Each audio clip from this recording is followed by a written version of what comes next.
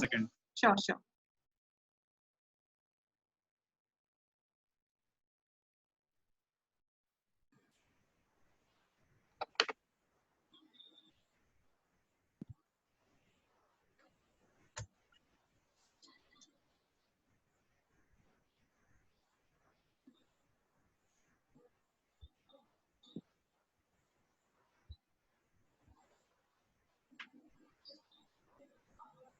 Yeah, ma'am. Please continue. Right. So we were done with National Counter Road guidelines. We had gone to RAN and RCS. I was saying that the RCS, Regional Connectivity Scheme, and the Road Dispersal Guideline are both connected in the sense that they both targeted at enhancing connectivity to remote areas. And what RDG does is it provides the airlines certain guidelines with respect to operation to remote areas. And when these operations ceases to be viable, that is, the airlines are not making enough money out of those operations, enough in the sense that to some extent reasonable amount of money, and that particular gap is filled by the government itself, and that's a mechanism of VGF, viability gap funding. So that's RCS RDG, and then we have NAB. Nothing much needs to be said about it. The abbreviation itself says Next Gen Airports for Bharat, basically targeting at development of airports in India. So that's that. And then we can safely move to the portals that are in place that the government has made for us, and we can use that. I think, can we have the next slide, please? So first one is Garud. What Garud does is, recently the Ministry of Civil Aviation has allowed certain exemptions to state government in order for them to use drones for against their against battling against the COVID-19. So basically, this is what this portal gives them authorization. The state governments have to fill in up certain details in this particular portal, and that's how they will get exemptions. What happens is, when you operate a drone, there are certain compliances that you have to meet with. The state governments will not have to meet with a few of those compliances, and that they can do by registering in Garud. Then we have Digital Sky. Basically, it grants permission for registration of drones for pilots, and for operating airport licenses. All of that is operators registration. We have EGC. Most of the services offered by DGCA can be availed through EGCA, the online portal for DGCA. Then we have eSahaj. I'm going to go quickly on these. They are very self-explanatory in nature. eSahaj is basically when you need to obtain a certain security clearance from Ministry of Civil Aviation. You can do that through eSahaj. Air Seva is a grievance redressal portal. Suppose you have a grievance against an airline. You have contacted the airline is not responding. You have also contacted the appellate authority of that airline, that also is not responding to you or not giving you adequate response. You can then lodge your grievance in Air Seva, and this is when the government will intervene and ask the airline to address your queries. So that's the portal, and we can move to the next slide now. What I believe is that India's FDI policies are the most friendly in nature. They have, I think, can we have the next slide?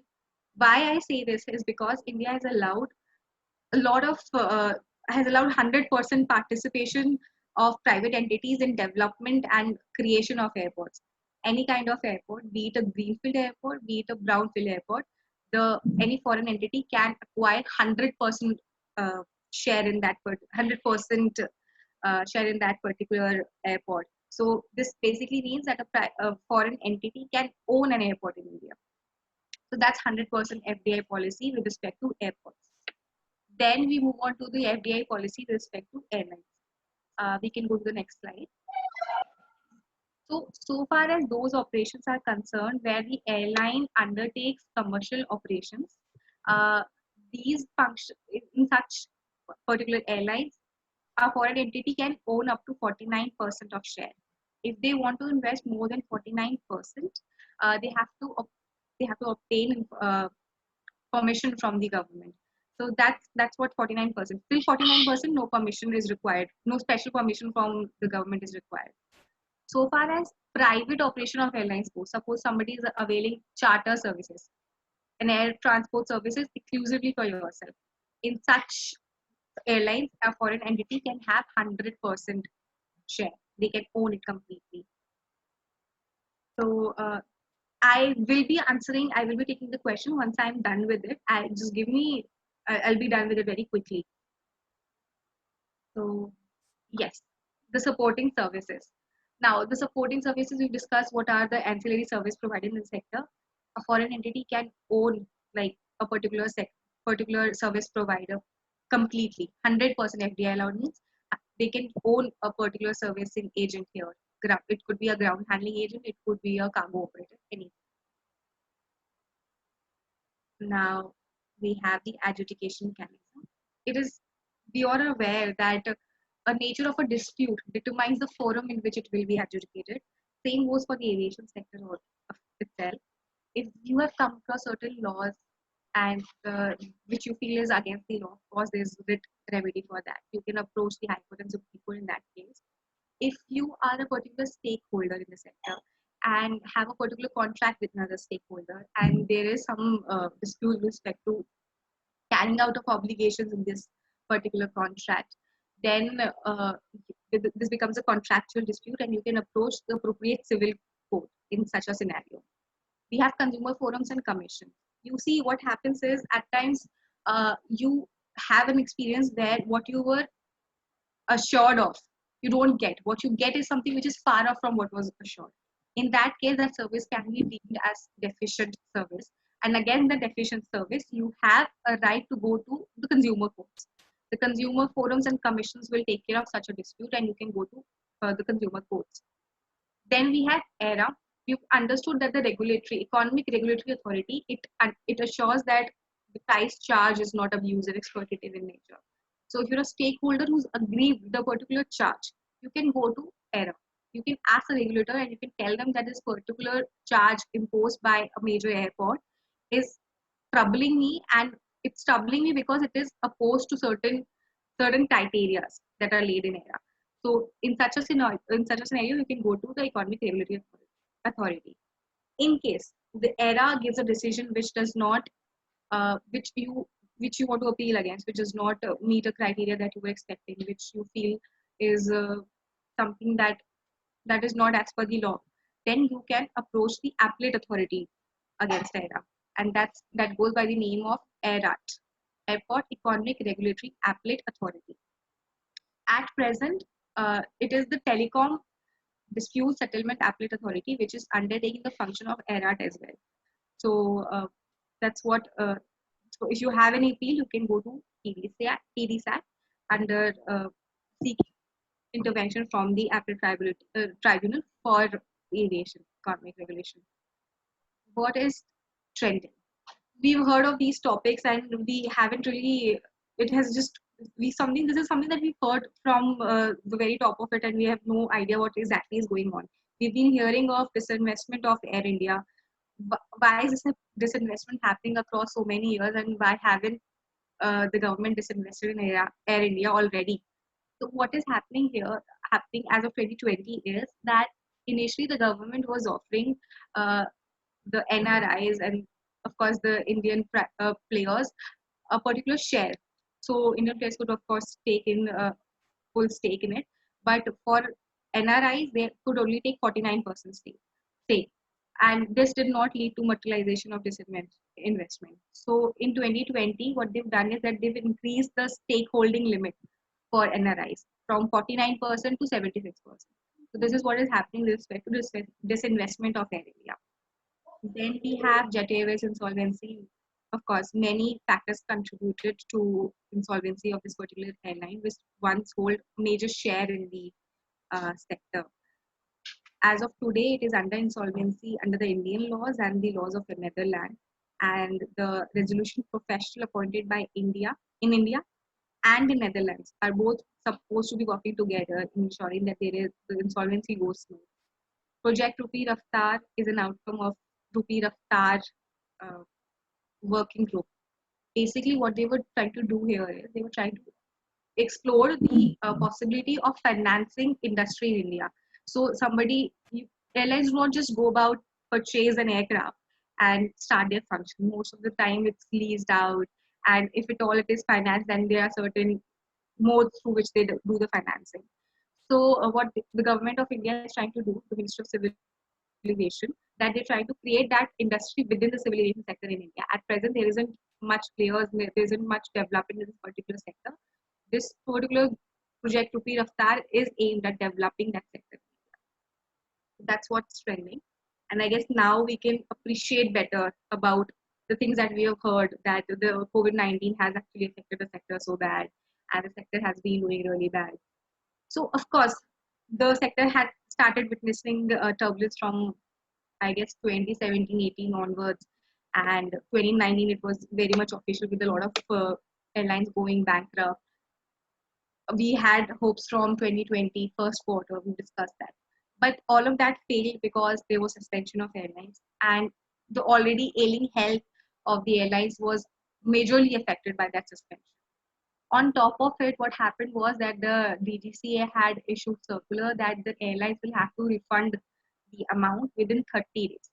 Now, I understand that if a passenger is not been able to undertake operations, undertake that particular flight has not been able to avail transportation service from the air carrier, they need to be refunded. But the need to refund within 30 days. See, it's not one passenger that the airlines are catering to. The airlines are catering to hundreds and thousands of passengers, and to refund them all the money that they've given to the airlines to purchase the tickets is going to be a difficult task for airlines who were already hands to mouth.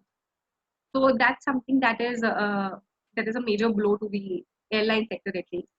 And of course, now there's a PIL. In furtherance of this particular circular, there's a PIL that all those people who had availed, who had purchased ticket uh, from before 25th March 2020 also needs to be refunded. Now, if that happens, that's a lot of it. I mean, already there's a burden. Now there is an additional burden of those people who had taken flights before 25th March, who had purchased a ticket of before 25th March. So that's a major blow. Another blow is the proposal of BCAS that has come recently, that to ensure that there is no transmission uh, of COVID-19 amongst passengers, the middle seat should be kept vacant. What we need to understand here is that the airlines in India, they operate on low cost carrier model, which means that they're going to make the aircraft big, they're going to include a lot of people, they will pay less, but at least with quantity, their viability remains. They're able to sustain viability. If these middle seats are kept empty, then they will have to bear the expense of big aircraft, and there will be not enough passenger in it to ensure that the cost is met. So this is going to give, I think, the final blow to a lot of airlines who are going to go out of operations. This is what we are looking at in the future. It, of course, looks grim, very grim, and the sector had already been ailing. And of course, see, when you have an ecosystem of five players, five major players, even if one goes bad, then the entire ecosystem will be affected, and the entire civil aviation will be affected to a very large extent. So the future doesn't look good. And what can really help the future is, of course, a bailout package. A lot of people are expecting that there will be a bailout package for airlines, which will ensure that that they are able to at least first sustain themselves. And this is what the need of R is, to understand what is required to sustain. And the path of growth is a later on thing. We first need to sustain, and for that we need bailout packages. But what I also feel is that we don't only need the government need alone cannot really help the sector. What is required is the private institutions to come forward to sustain airlines, to help them out in this kind of crisis. That's my take. Ma'am, can we move to questions now? Yes. You can move to questions. You can also put the last slide so that people can note down my email address and ask me questions if they have later on. Just a second. So they won't be able to see you then. Okay. Yeah. So I hope everyone has noted down the email address to reach me in case they have further queries, and I'll just take the queries now. You can share your email address in the chat box. Yes, I'll write that. So we have a question from Mansi Rao. In terms of the Carriage by Air Act, what is the international commercial agreement gets in contravention to this act in terms of the liability? What shall prevail? I'm sorry. I don't understand. What are the agreements and Get in contravention to this act in terms of the liability. what shall prevail in terms of liability? See, I'll tell you. This is an ecosystem. When it comes to international travel, three things matter the most: the conventions, the bilateral agreements that we've had with the particular country that we are dealing with in a particular dispute, and of course your own personal laws. So none of course it doesn't happen this way that any of these three are contravening to each other. In fact, how it goes is that these are to be in harmony with each other, and they're all targeted at the same level. So far as dispute arises in between, the bilateral agreements will prevail, and of course these will be having a backing of the conventions, because they are in furtherance of the convention, and so are our laws, our legislation. So I think that answers the question. Mohammad Asla is asking, what is the difference between greenfield and brownfield?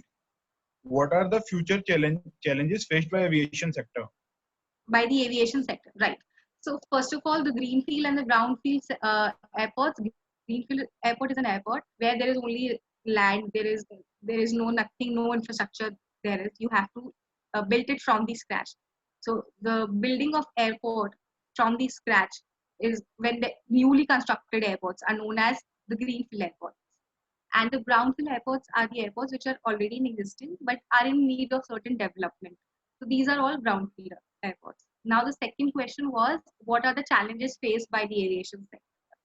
See, the first challenge, challenges are specific to each particular player, and whatever the challenges that these particular players are facing is what comprises the challenges to the aviation sector at large.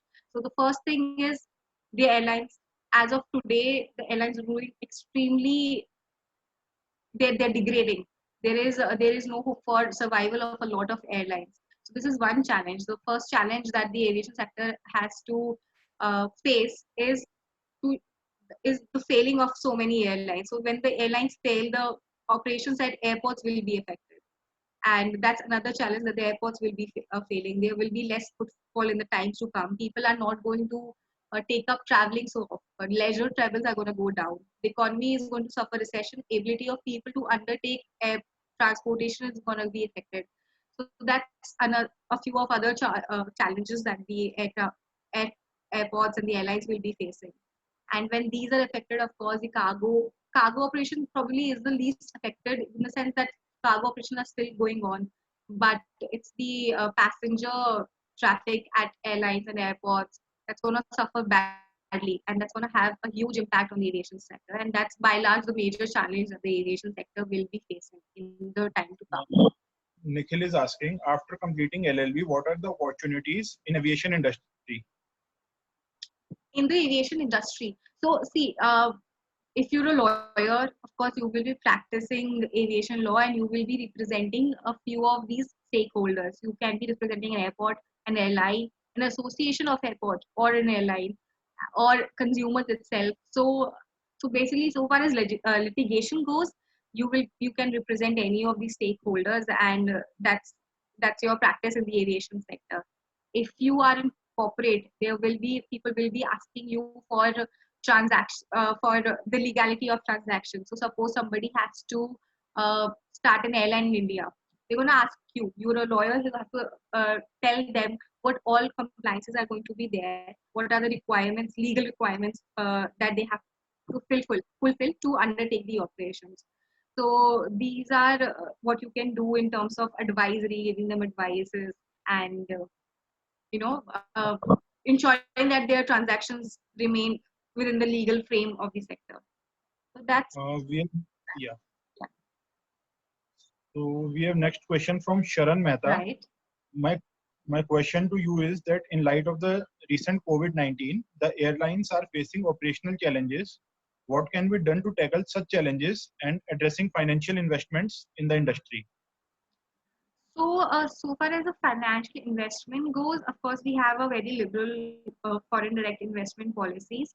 There is, the way it is at right now, because if I am to suggest that let the FDI policy be a little more liberal, it's not going to be of much effect because the economies worldwide have been affected by the COVID-19, and worldwide the players are not in a position to really are not really looking forward to investments in the sector. So the FDI so far is so good.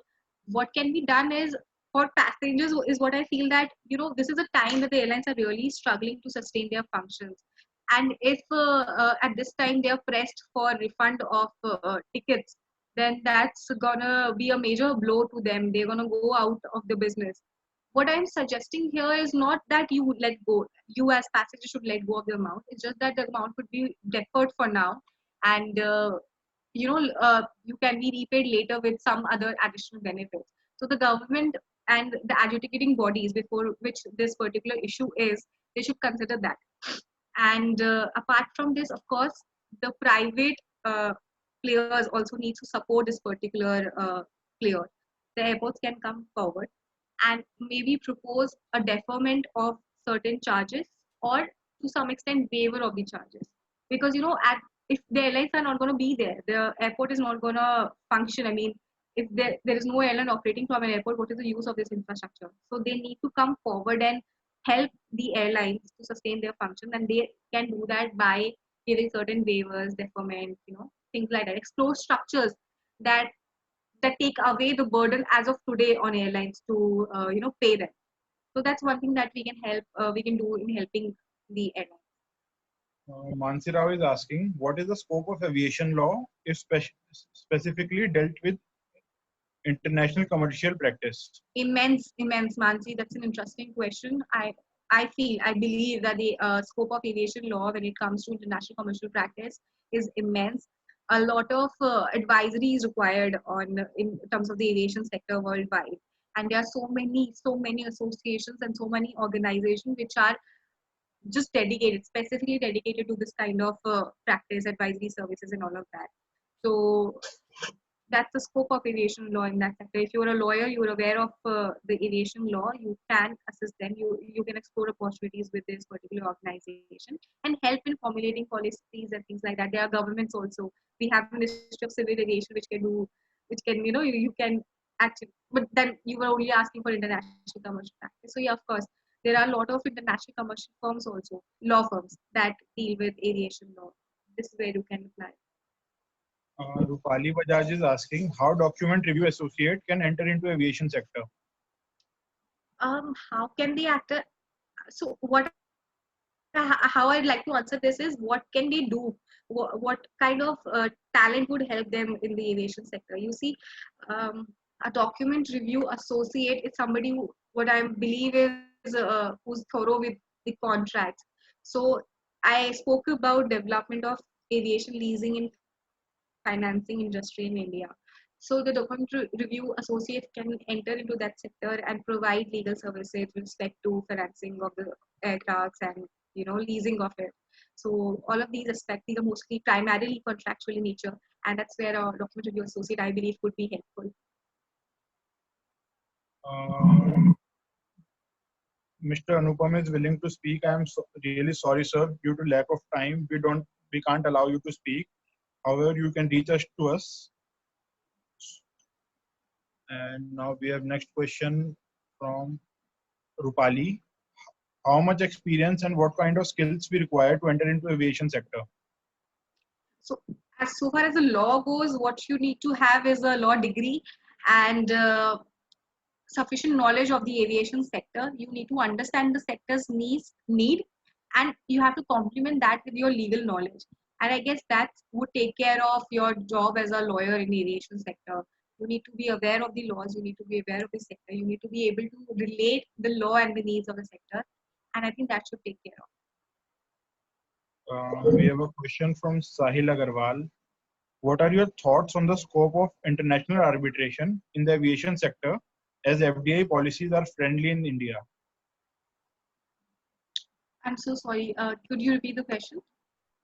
We have a question from Sahil Agarwal. Right. What are your thoughts on the scope of international arbitration in the aviation sector as FDI policies are friendly in India? I don't really understand how the arbitration are like really relating to the FDI policies.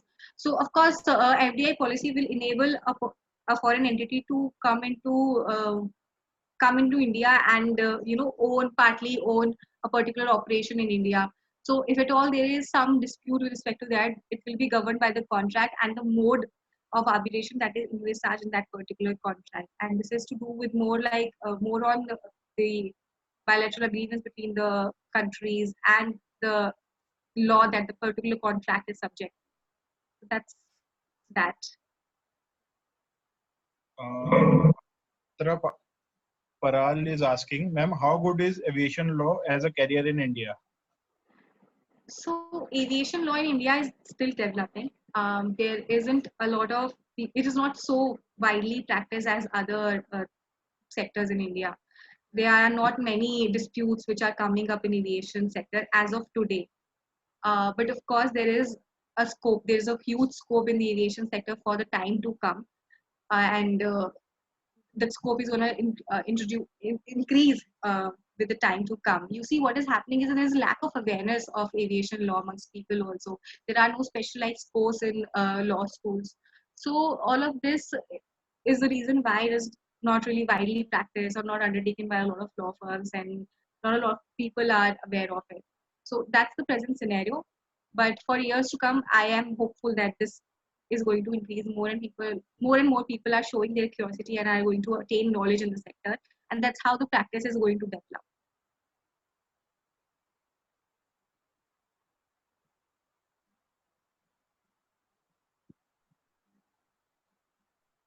um, Atin, are you there?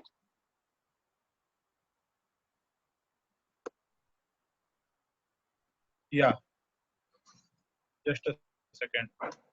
We have a last question from Yagya Kapoor. Can you name some good aviation law firms or organizations? Atin, all tier 1 law firms have, I believe, have aviation litigation departments.